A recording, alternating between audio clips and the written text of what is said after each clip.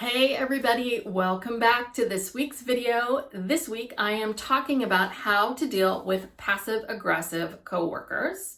And I'm going to teach you the number one technique practice that you can use to deal with these kinds of colleagues. So for all the best advice and guidance and support and actionable tools and techniques, please subscribe to my channel. I drop a new video every Thursday. And if you don't know who I am, my name is Tess Brigham. I'm a licensed psychotherapist and board certified coach, and I specialize in working with millennials and Gen Zers just like you who are trying to figure out who you are and what you want from this life that we live here. So I am so excited that you're here and tuning in. So let's get started. So passive aggressive, and this being passive aggressive gets thrown out a lot. So what is it exactly to be passive aggressive? So when you're passive aggressive, what it means is that you're upset about something, someone is frustrated with something, and instead of going right directly to that person and saying, hey, you hurt my feelings, or oh, you're doing this and this is bothering me, their aggressiveness comes out in a very passive way, like giving you the silent treatment. They're obviously upset and you say, are you upset? And then they say, oh, no, I'm fine. Or they're really sarcastic with you. I'm sure we've all had someone in our lives that tends to really lean on being super passive aggressive. And it's incredibly hard when you're dealing with someone at work who's passive aggressive. So I first want to say that at some point in our lives, we've all been guilty of being passive aggressive. I know it's how I spent the better part of my teen years. And it's really easy to see it in other people, but not be able to see it within ourselves.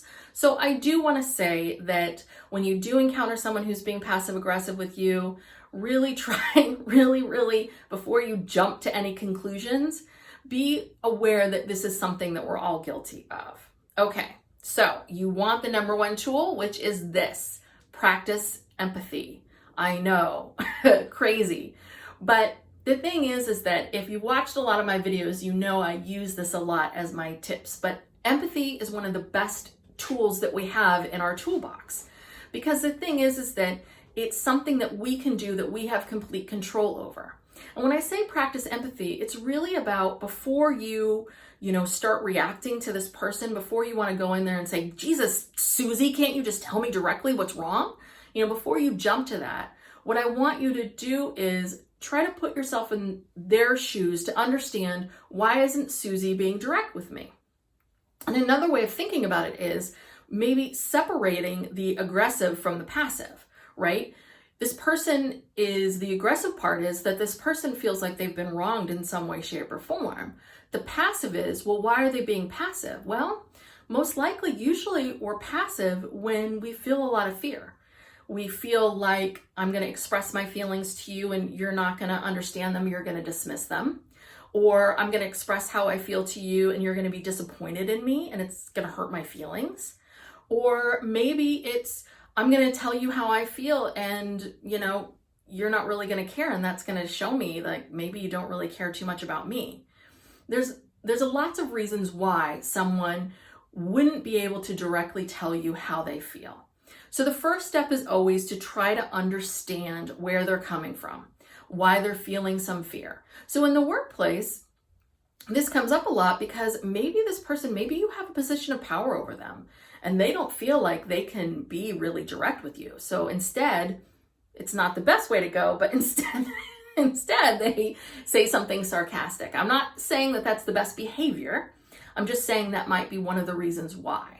Or they might feel really hurt because you're getting better projects or more attention from the bosses and they don't feel like that's fair.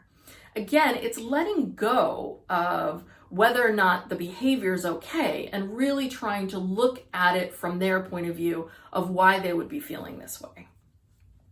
So once you try to put yourself in their shoes and really understand them, instead of, again, just going right to them and yelling, stop for a moment and take some deep breaths, get into a better headspace, and try to approach them from the place of not being like, I'm going to prove to you that your behavior sucks and that I'm right, but try to approach them from a place of, hey, you seem to be upset with me. I'm trying to understand what's going on. You've said several times that you're fine, but I get the sense that maybe you're not as fine. And I feel like maybe I've done something that's upset you.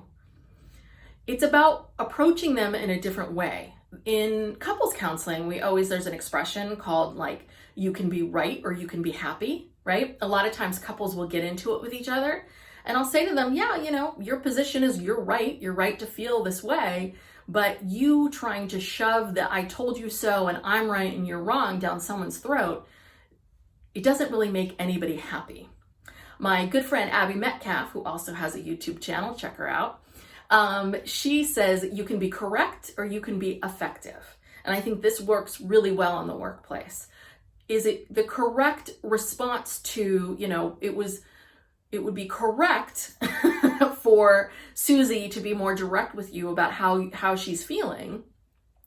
And it would be correct for you to go to Susie and say, I don't like your behavior, I don't like this, I don't like that. But what would be most effective is for you to approach Susie from a non-reactive, neutral place and try to figure out what's going on with you, Susie. Why is this happening between the two of us?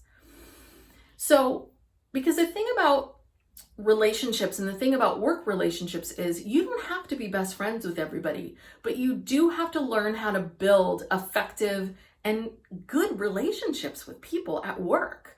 Like I said, you don't have to go out for drinks after work, but you do have to have a really good working relationship. And while, yes, you might be correct about Susie and her behavior and what she's doing or not doing, the most effective thing that you can do at all times is to try to always think about the relationship and keep the relationship in mind. That doesn't mean that you roll over and you just sort of give in to Susie and her whims and her behavior. It means that you approach her not from the place of defensiveness, not from this place of I'm right and you're wrong, but from a place of empathy, of trying to understand why she's struggling and try to dig in there and figure it out. And it might even require you to have to say, wow, I am so sorry, Susie, that came off like that. I did not mean it. That I understand that I can imagine and I can understand if someone said that to me, it would hurt my feelings, right? Sometimes it's about you going high, even when they're going low. All right. So finally, the last thing I want to say is that I mentioned earlier, we've all had moments of passive aggressiveness in our lives, right? It's really about looking at you, right? If you keep getting into these interactions with people where you keep meeting a lot of people that are passive aggressive with you all the time, it's really looking at yourself and maybe how are you approaching people? Is there something that you could do differently in order to make people maybe feel more comfortable being more direct and honest with you? What's your part of it? That's a big part of practicing empathy, is really being able to see it from the other person's point of view and then being able to take that knowledge in and change how you react to other people.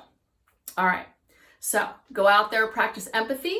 And if you are loving this video, I want you to share it with friends. You must have a friend or two who has a passive aggressive friend or coworker.